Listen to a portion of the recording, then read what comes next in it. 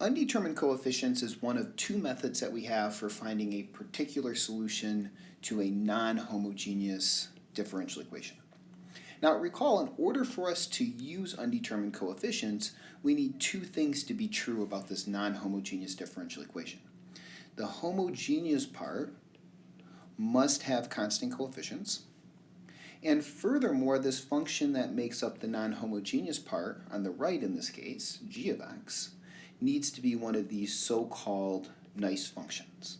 That would be a polynomial, exponential, cosine, or sine, and it can also be sums or multiples of those things.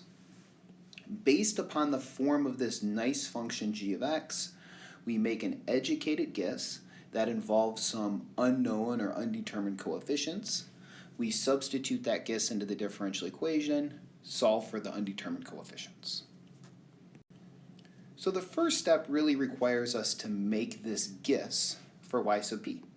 And our initial guess is all based upon the form of g of x. And this should be something that we have extensive practice doing from working suggested problems or in class examples and homework problems. But let me just note one kind of thing to be very careful of. When you're making a guess for a polynomial, say x cubed, it's tempting sometimes just to make that guess something like ax cubed, but it needs to be a general cubic. So an x squared, an x, and a constant term needs to go along with that as well.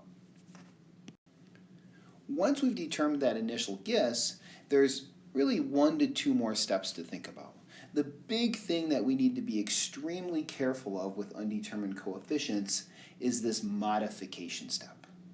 If that guess we make for y sub p duplicates a term in our y sub c, then you must multiply by powers of x until you find the smallest power n that eliminates the duplication.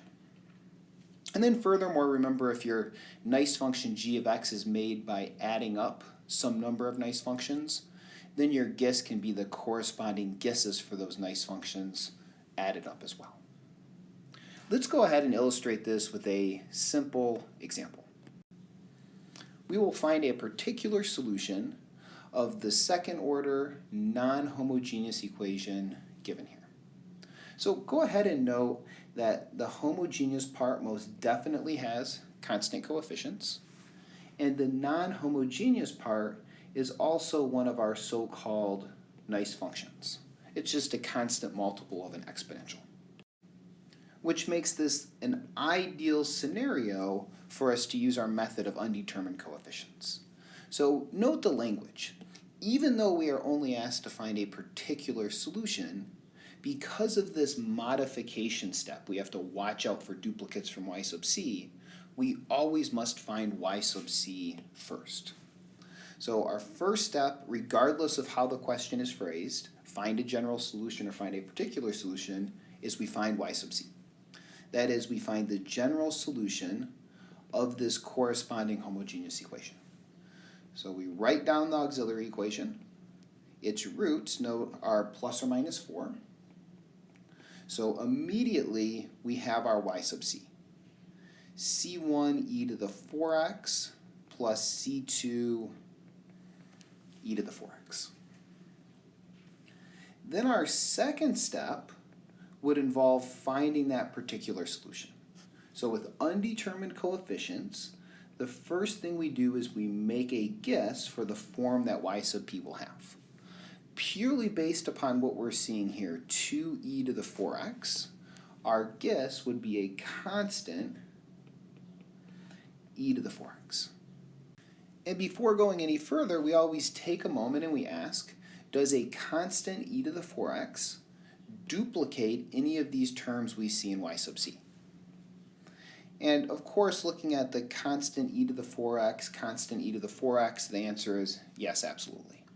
So we go ahead and we multiply by powers of x until we eliminate that duplication. So if we start off with just a single x, the duplication is eliminated, we're good to go. So proceeding on, we need to differentiate this function enough times to substitute it into the equation. So using the product rule, yp prime would be the derivative of the first, so say a, times the second, plus the first ax times the derivative of e to the 4x. And by the chain rule, we get a 4 that comes down front with it. And then proceeding similarly, yp double prime would be 4a e to the 4x. And when we differentiate ax e to the 4x, we don't have to think too hard about that part. That's precisely what we differentiate it to find f prime. So now we just have that extra 4 in front. So 4a e to the 4x plus 16ax e to the 4x. And note those first two terms combine together, and we get a slightly consolidated form. Now we go ahead and substitute this into the differential equation.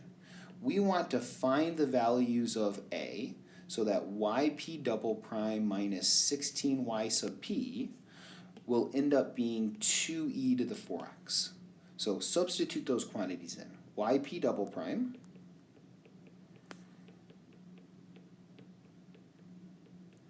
minus 16y sub p, so y sub p going back to our guess above, ax e to the 4x. And what we want this to be, i.e. solving for a, to make this 2e to the 4x. And note immediately upon inspection this works out great. The final two terms are on the left cancel. We have 8e to the 4x equals 2e to the 4x. The only way those two quantities can be equal is if those coefficients, so the 8a and the 2, must be the same. So 8a equals 2 means a is 2 over 8, or let's simplify that to 1/4. And putting this together, we now have the particular solution we are looking for. Ax e to the 4x. And make sure that you are careful to answer whatever question is asked. Here it was for a particular solution. That's what we present at the end. Also, it's worth noting, if you had missed this duplication and you had gone with the initial guess a e to the 4x, how you would have realized you missed a duplication is when you substituted your yp into the differential equation, all of the a terms, so in this case everything, would just cancel and you end up getting back 0. And at first that might seem like a good thing, but note if all of those a's vanish, you cannot solve for it. So if that ever does occur with one of your undetermined coefficients, go back to your guess, double check, see if there are any duplications.